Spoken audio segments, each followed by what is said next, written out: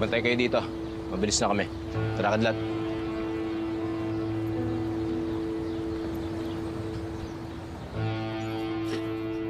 Tay. Tay. Dito ba si Roda? Wala, pinalayas ko. Nandun na siya kay Ma'am Marites.